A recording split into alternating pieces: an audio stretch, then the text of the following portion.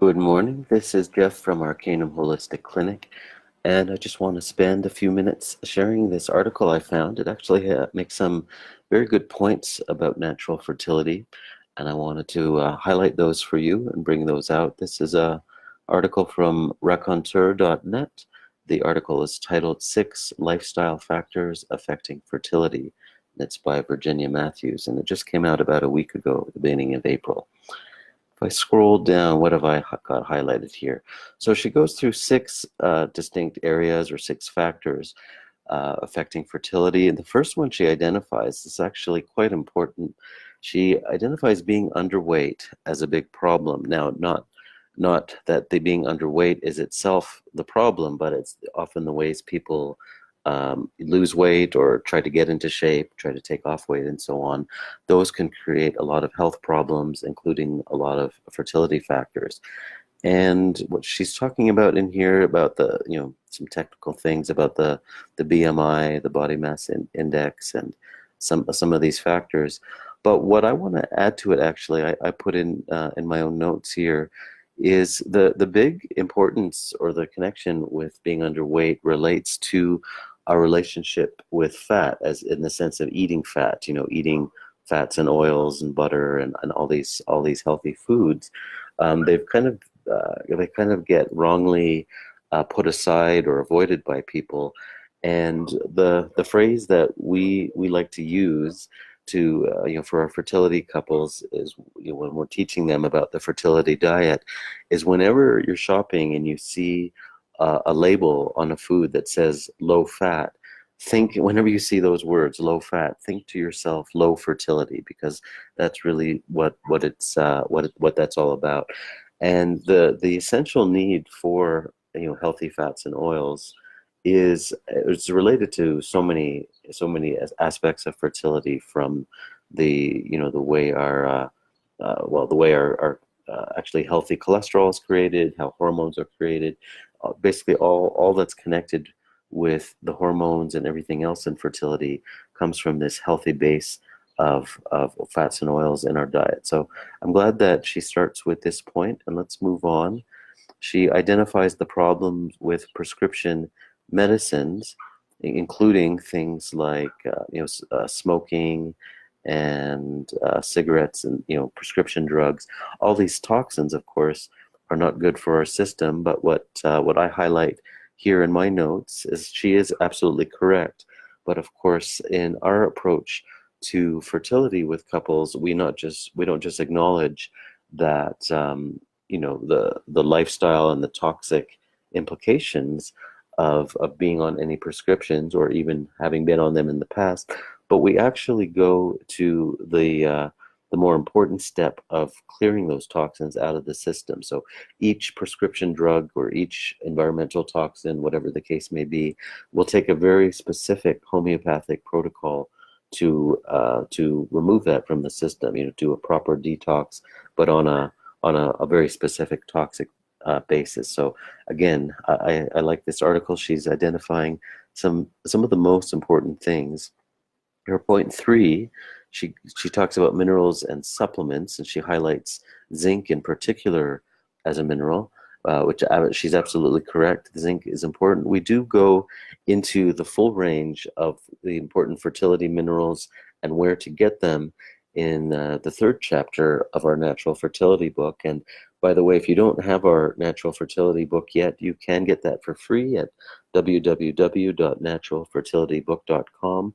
Or if you know someone in your family or a friend who's in the process of trying to conceive, you can tell them they can get their free book there.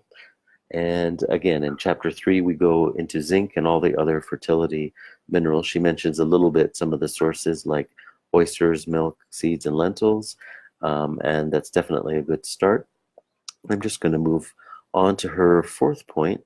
She talks about this is very interesting. She talks about the whole issue of, well, the timing and the ovulation cycles, and of course everyone knows that who's trying to conceive. There's the monthly cycle, and there's which days are fertile, which are not, and following all this on the calendar is important in one sense, kind of understanding when those fertile days are. But I like the point that she's making here, which is basically she's saying not to let the mechanics of reproduction override the deeper love and intimacy that really goes into the making of a baby, right? And that phrase, that very very old, well-known phrase of making love, it's actually very important. It's not just the mechanics of the sperm plus the egg equals the baby, but there's a much more there's a much deeper, a much more profound energy between the couple as far as where babies really come from. And actually we go deeper into this in chapter 8 of our book, where we compare or contrast what we call the reproductive style of sex versus the regenerative style of sex. Just those two words that start with R, but just to speak to these very two different sides of what's going on in the sex life of a couple. Whether they're trying to conceive or not, this is very, very important to mention. So again, that's in chapter 8 of our book, and as I've said earlier, you can download that at www.naturalfertilitybook.com. The fifth point she makes in this article is the effects of lack of sleep. And that, when I was talking earlier about the essential role of healthy fats and oils, that goes to about the same level of importance as healthy sleep. Now, there are many reasons someone may not be sleeping well, whether that's because of the schedule of their work, or other environmental factors, as far as whether there are lights streaming into the bedroom from a street light outside, or anything like that. All of these things can certainly affect sleep externally, but of course there are also internal disruption to sleep, such as whether it's unresolved things that are lodged into the person's physiology, kind of like the toxins that we mentioned earlier, with prescription drugs, or things like that, or even inner emotional states, unresolved stresses, emotions that have just lodged into the whole cellular functioning of the body. And of course, that's part of our whole natural fertility treatment, is to eliminate any of those kinds of things, whether they're interfering with sleep or other healthy functions. And finally, her last point, she talks about the quality of sperm, and she talks about a lot of the physical factors, such as sitting with a laptop for hours at a time.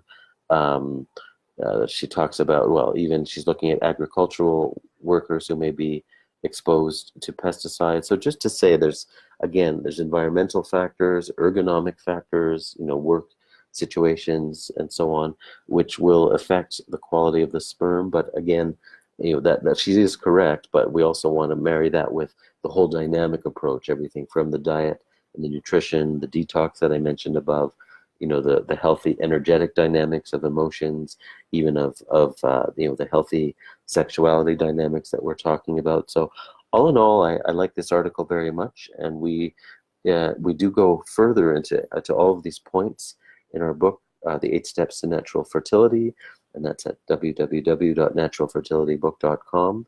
And again, thank you for listening, and I look forward to seeing you the next time.